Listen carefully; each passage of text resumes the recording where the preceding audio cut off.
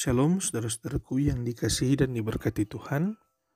Di saat ini saya mengajak kita untuk membaca satu bagian Alkitab yang terdapat dalam 1 Petrus pasal 3 ayat 8 sampai 12. Kasih dan damai. Dan akhirnya hendaklah kamu semua seia sekata, seperasaan mengasihi saudara-saudara, penyayang dan rendah hati, dan janganlah membalas kejahatan dengan kejahatan atau caci maki dengan caci maki, tetapi sebaliknya hendaklah kamu memberkati, karena untuk itulah kamu dipanggil, yaitu untuk memperoleh berkat. Sebab siapa yang mau mencintai hidup dan mau melihat hari-hari baik, ia harus menjaga lidahnya terhadap yang jahat dan bibirnya terhadap ucapan-ucapan yang menipu. Ia harus menjauhi yang jahat dan melakukan yang baik. Ia harus mencari perdamaian dan berusaha mendapatkannya. Sebab mata Tuhan tertuju kepada orang-orang benar dan telinganya kepada permohonan mereka yang minta tolong. Tetapi wajah Tuhan menentang orang-orang yang berbuat jahat. Judul renungan kita saat ini adalah Hidup Menjadi Berkat. Saudara yang dikasihi Tuhan, kita melihat kehidupan kita saat ini sudah jauh dari kasih. Kemajuan teknologi yang seharusnya memberi kemudahan untuk kita, tapi terkadang disalahgunakan. Orang-orang lebih suka menggunakan media sosial untuk menyebarkan berita hoaks, ujaran kebencian, sindiran dan hinaan. Bahkan ada yang tidak segan-segan mengeluarkan kata-kata makian di media sosial. Hal ini untuk menunjukkan kemarahan dan ketidaksenangan kepada orang lain, ataupun ada tujuan dan maksud-maksud tertentu. Memang kata orang sudah tidak zaman lagi memberikan teguran yang nyata atau secara langsung. Jadi media sosial yang menjadi media yang bebas untuk berekspresi, baik itu ekspresi positif maupun ekspresi negatif.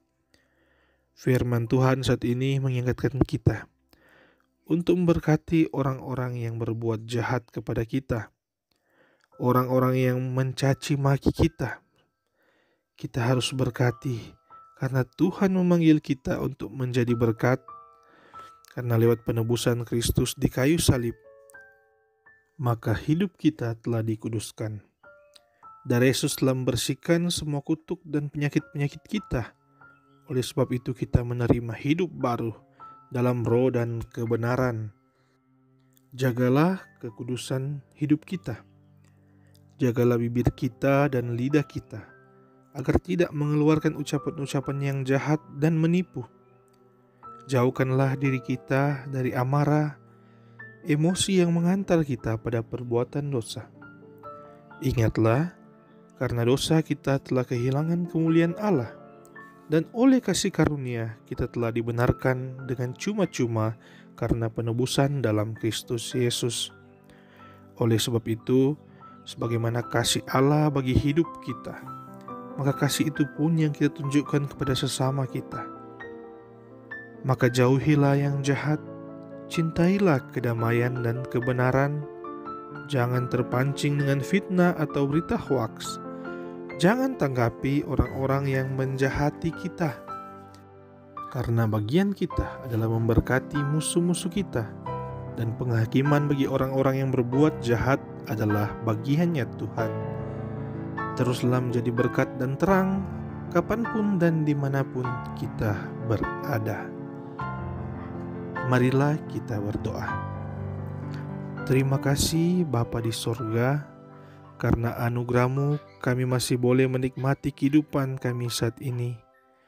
Kami yakin Tuhan yang selalu memberikan kami kekuatan dan hikmat agar kami selalu berjalan di jalan yang benar, hidup menjadi berkat bagi sesama, dan terus menjadi alat kesaksian Tuhan untuk membawa banyak jiwa-jiwa untuk mengenal Engkau. Terima kasih Bapa, dengarkanlah kiranya doa kami. Ampuni kami akan dosa-dosa kami. Dalam nama Tuhan kami Yesus Kristus, yang adalah Tuhan dan Juru Selamat kami berdoa dan mengucap syukur. Amin. Demikianlah renungan kita saat ini. Jangan lupa membagikan renungan ini agar dapat memberkati banyak orang. Tuhan Yesus memberkati kita sekalian.